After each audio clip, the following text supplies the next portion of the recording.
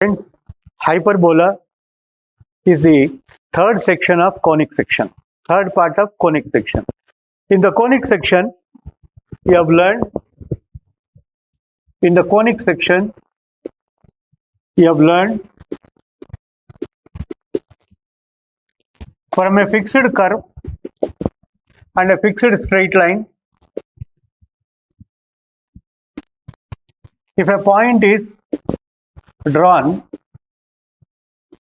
Px comma y on the curve. If you consider a point on this curve to a fixed point, yes, and to a fixed straight line, this is a fixed straight line. What you have studied, I am just revising. When we write the fixed straight line and the curve, the fixed point, curve is known as y is equal to f of x, and the point is s is equal to, you can name any coordinate, k comma h comma y, h comma k, x1 y1, like that. If you consider the straight line, you can name the straight line as Lx plus my plus n is equal to 0. This is what we have done. In this process, we have taken the perpendicular distance to the straight line, and the distance is known as Pm, and the distance from the point, fixed point, to the point on the curve, this is known as Sp. Sp by Pm. Sp by Pm, the ratio between these two, the two lengths, the ratio between the two lengths, the ratio between the 2 points, Sp by Pm, that is the distances, the ratio is equivalent to a constant. The constant is identified as E. The constant is identified as small e. The C is called eccentricity. Eccentricity is known as small e. Small e, we have also come across in the complex numbers and in hyperbolic functions. Small e has got a value. But if you consider the small constant e, Sp by Pm, Sp is equal to, by cross multiplication, E into Pm. The perpendicular distance multiplied to a constant is exactly equal to the distance between the fixed point S and the point P x comma y on the curve. Friends, when we see the conic section, in the conic section, the basic definition has come in this format. This is what we have learned in the beginning. Now we are in the section 3. Only to revive the conclusion part. To revive the definition in the conclusion part, I just reminding you back the conic section. Conic section, Sp is equal to Epm, and you know, when E is equal to 1, this Sp by Pm is representing the parabola. And now, when you have come to this, E is less than 1, the same Sp by Pm was representing ellipse. These two are completed.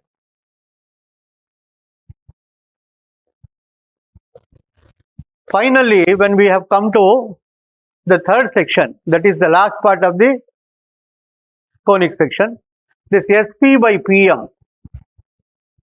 Sp by Pm, the ratio is constant E. If this constant E is greater than 1, E is equal to 1, parabola. E is greater than 1, now you are going to get the hyperbola.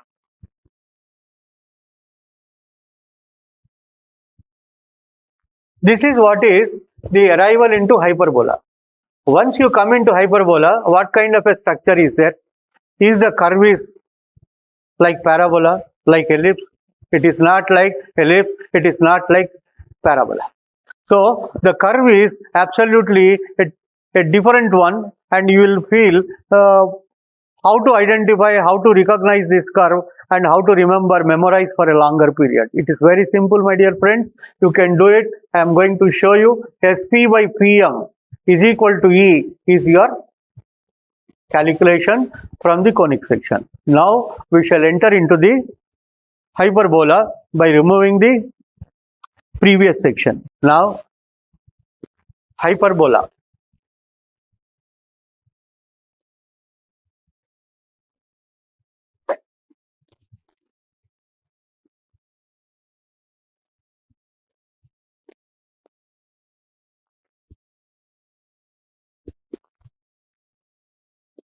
S dash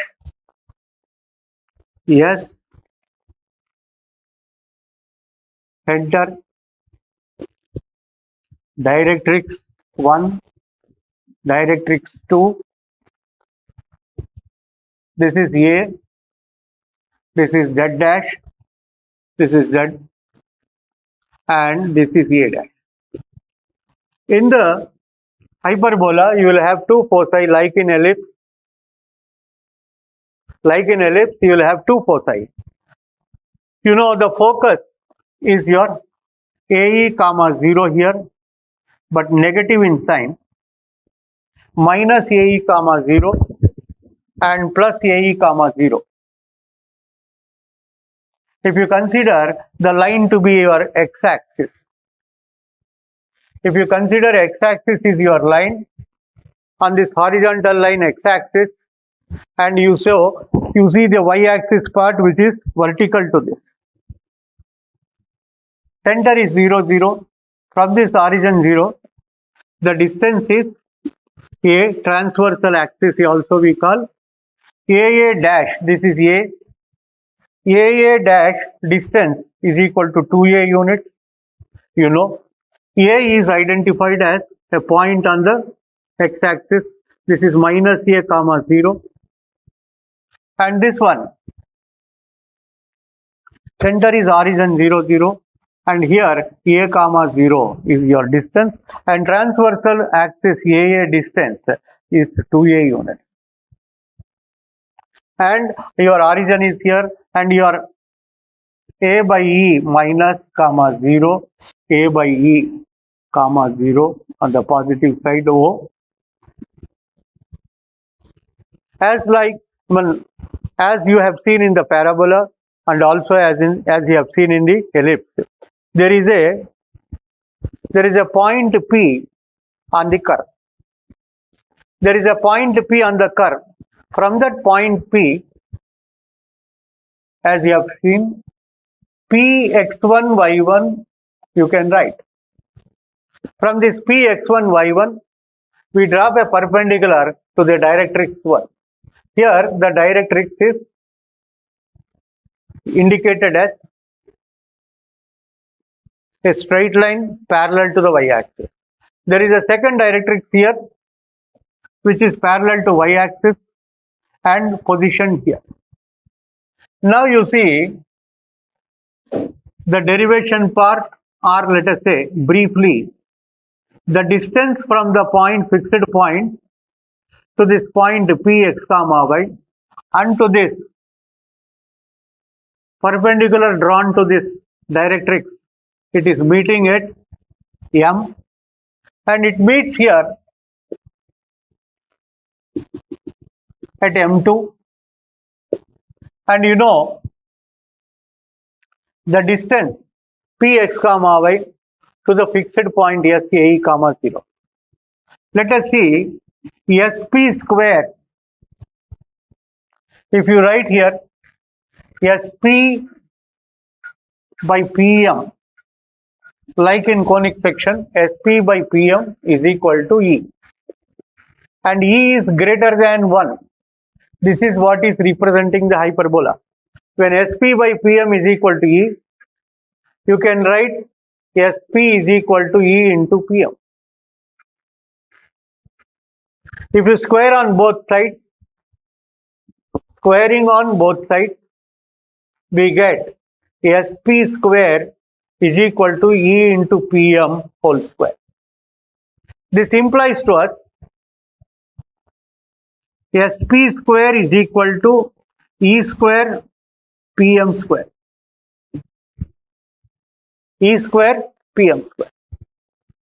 If you observe here, from this point to this perpendicular when you have drawn, they can also see that lines drawn to the center, it is passing through a tangent like. You can see Pm dash, two are perpendicular to the curve. Curve part is, first part of the curve is this side, second part of the curve is to the left hand side. This is briefly the directrix one, this is called. Briefly the directrix 1. This is called directrix 2. You have two directrices. Directrix 2. Then the equation has to be derived. The equation is known to all of us. Sp by Pm reduces to x square by a square minus y square by b square is equal to 1. Here b square is equal to a square into e square minus 1. Here b square is equal to a square into e square minus 1. E is known to you as eccentricity, all of us know. Here, to calculate E in terms of A and B, let us see the calculation for small e. How do we get? Suppose A and B are given to us. We'll wipe off this part and we'll work out. Now, as you see, b square is equal to a square into e square minus 1. This is the relationship. You wanted to calculate e square, then b square by a square is equal to e square minus 1. And if you want to calculate only e square, you can write b square by a square plus 1 is equal to e square. And by calculation, b square by a square, if you consider LCM for this 1 and a square is the LCM, then b square plus a square by a square is equal to e square. So e value, if you want to find out, as I told you, square root of a square plus b square divided by a square. This is what is called eccentricity of the hyperbola, which is essential to be understood. And you know hyperbola equation, all of us look into this, and this is what is the relationship. Sp square is equal to e square Pm square. When Sp square is equal to e square Pm square, we derive with the help of conic section perpendicular drawn, and as you know, this is y is equal to 0. That is at a unit distance, or a by, what is the distance we have? Y is equal to minus a by e. So y plus a by e is your equation of the directrix here. So to this perpendicular distance and Sp, you know, from ae minus r x minus ae y minus 0, from this part, let me show to you from which part. Sp square is equal to e square Pm square, I said. From this we have derived that. You can see, usually you can write x minus ae whole square plus y minus 0 whole square is equal to e square into Pm, perpendicular distance to this line, y minus a by e, and then square root of coefficient of 1 square plus 0 square, there is no x1, then there is a square. Actually, from this, when you simplify, you will arrive at this equation called x square by a square minus y square by b square is equal to 1, because in the denominator of the second part, we write in the place of b square, a square into e square minus 1. From this, you can also calculate e square. So, we have derived to such a situation, such a situation where we can find out eccentricity, we can also see the curved part, and also we can identify what is the directrix 1, what is the second directrix, and after second directrix we have seen the hyperbola's curve being shifted into the opposite directions. As you see, from the origin was 0, 0, from the center. This is in the form of, for a human being, how your ears are there, like that. The hyperbola curve will come to this side, and this side you have, and all that part which is there now is inside. Directrix is here, y-axis is here, x-axis is here, two directrices. That is how you can see the whole of this hyperbola curve and the detailed part. Now, when we talk about hyperbola, we have foci, we have discussed, eccentricity we have discussed, and the curve we have discussed, directrices we have discussed, their equations, when y is equal to minus a by e, and this one will be y plus a by e, and this is y is equal to a by e, therefore y minus a by e is equal to 0, the directrix part. So once we see this, the other parts will come into our discussion. What are the other parts? What are the other parts?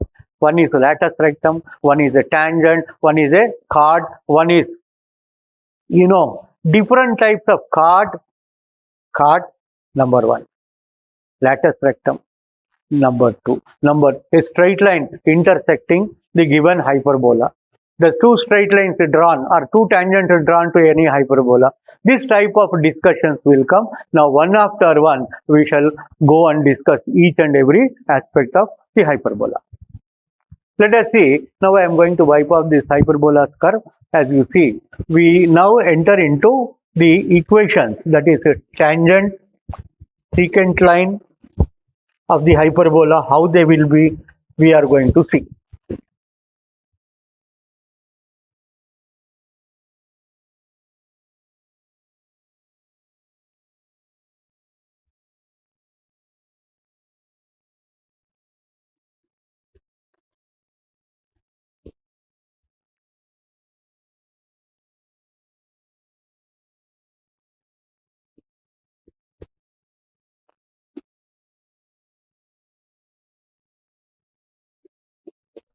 A dash S foci A comma 0 minus A comma 0, like that. Once you see what is called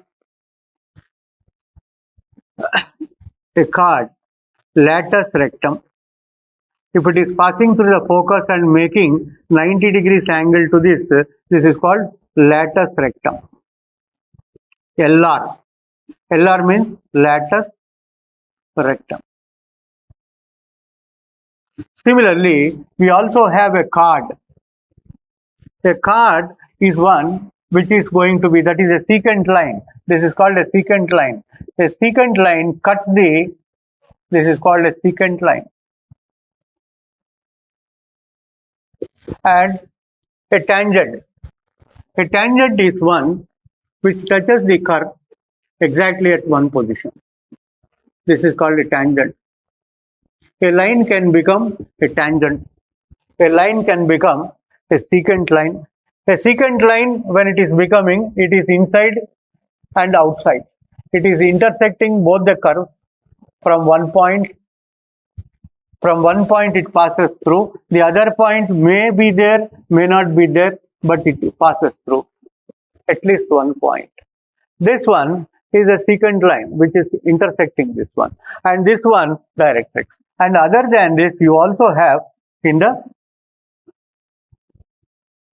hyperbola two important tangents, or tangents which are meeting them at certain infinite position and passing through the origin.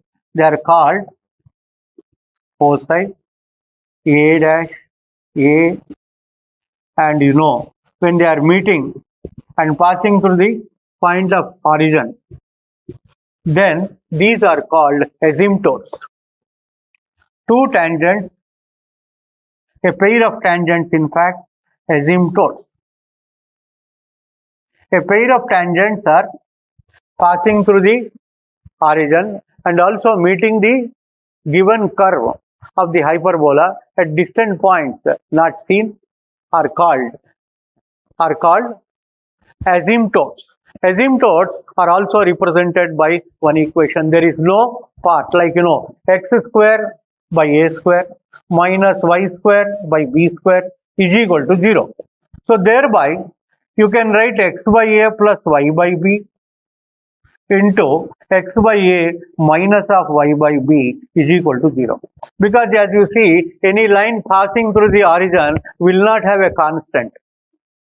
Any line passing through the origin will not have a constant in its existence or in its representation. So let us see this line when it is passing through this origin, passing through the origin O0, 0 like this, and it is continuing, and any line passing through the origin is generally represented as y is equal to mx or mx minus y is equal to 0. Here there is no constant. Similarly, this tangent or the pair of tangents which are represented as asymptotes, they do not have x by a plus y by b, x by a minus y by b. These two do not have any kind of a constant. Therefore, we call them the straight lines passing through the origin, becoming tangents to the hyperbola, represented in general as asymptotes. By this equation, x square by a square minus y square by b square is equal to 0. Other than this, you have tangent equation. Tangent equation, for example, it is moving in this formation at the point p x1 y1. How do we represent? All of us know s1 is equal to 0 is representing the tangent. So the tangent equation is here also x into x1 divided by a square minus y into y1 by b square is equal to 1. Same is the case for the polar. Same is the case with other equations. Where are the other equations in general? All of you have gone through circles. All of you have gone through the system of circles. You have also gone through with the ellipse and parabola. Here we have come across the pairs of tangents drawn from an external point. Therefore, the line intersecting the given curve and passing through the point of intersection of the tangent, in general we call that as a polar. Polar equation is also known as s1 is equal to 0. And from the polar, two tangents, and also you have the other equation. Other equation is also represented as s1 is equal to 0. What is the other equation, my dear friend? We have polar, we have tangent, and we have chord of contact. Chord of contact is also there, and here also we come across chord of contact, but in general people describe only tangent part and polar part. In general, we discuss about s1 is equal to 0 in this format. My dear friends, you can see x1 by a square minus y1 by y1 by b square is equal to 1. They represent minus 1 is equal to 0. These tangents, they meet externally. For example, if they meet like this and also draw a tangent like this, then they are meeting externally from a point p x1 y1, and from this point p x1 y1 you can draw a pair of tangents. This is what is generally we come across, and here there are certain important points. One by one I would like to write and discuss. Let us see the point of tangent, point of polar, all this we will come across. I shall write on the board. You can copy down, and you can also verify. Go through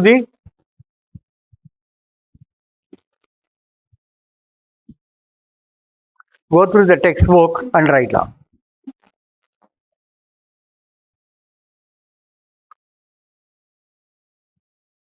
Write down Number one, the difference of focal distances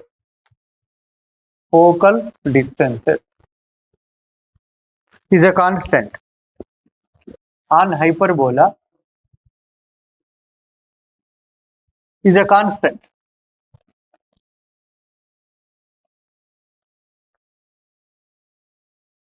It's known as a constant. Number two, we have SP minus, that is difference, SP dash is equal to 2a, a constant. A point P, very important part, a point P x1 y1 is inside the hyperbola,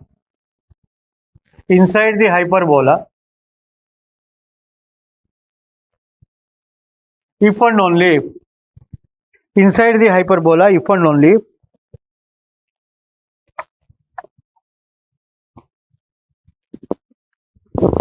S11 is less than 0. S11 is less than 0. And outside the hyperbola, second point.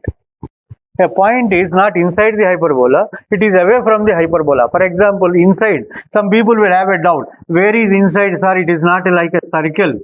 It's not like a circle, but it is away from the circle. For example, as you have seen, hyperbola is here, origin, center, we have drawn directrices, all that. Where is the point?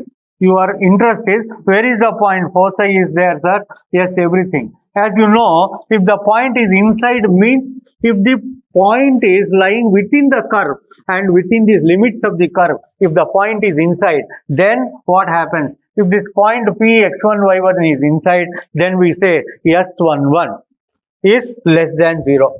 Some people have a doubt still today, after completion of circle, after completion of the parabola, after the completion of ellipse also, they do not know what is S11. They are scared about S11. My dear friend, you need not to be scared. S11 is nothing but the equation substitution. You can see what you have done. X1 plus xx1 by a square minus yy1 by b square is equal to 1. This is what is called your S1. S11 means we are resubstituting back again the second point also in this. That means a point is resubstituted in the expansion linear equation. That is, in the expansion linear equation, x1 is a constant, a square is a constant. Where will you substitute second time? Where will you substitute second time? In the second time substitution, you need to have a variable part. In this variable part only you can substitute. That's the reason why we write x1 by a square into, in the place of s, the point is substituted x1. In the place of the second one, you can see y1 by b square into, in the place of y, y7 is equal to 1. So, on the whole, S11, now you get a, this is a constant, this is a constant, minus 1 is equal to 0, this part is also a constant. Entirely, if you observe here, S11 a big constant. If this constant happens to be less than 0, that means this constant happens to be a negative value, then S11 is less than 0. If this is less than 0, we claim, we speak that S11 is less than 0 and the entire hyperbola part is having a negative point, that is a value, negative value we have obtained, therefore point is inside the hyperbola. Suppose the point is away from the hyperbola. S11 is equal to 0. When the point is exactly not inside, but now it is the point P x1 y1 is exactly on the surface of the parabola. That is on the curve of the parabola. Now, if the point P x11 is away from the parabola's curve, here if it is there P x1 y1, Px1 y1 is on the parabola s11 is equal to 0. Point P x1 y1 on the parabola, sorry, on the hyperbola, and if the point P is away from the hyperbola, s11 is greater than 0. s11 is greater than 0. It is away from the curve. So there are three situations we have come across in the hyperbola. If the point happens to be inside the hyperbola, s11 is less than 0.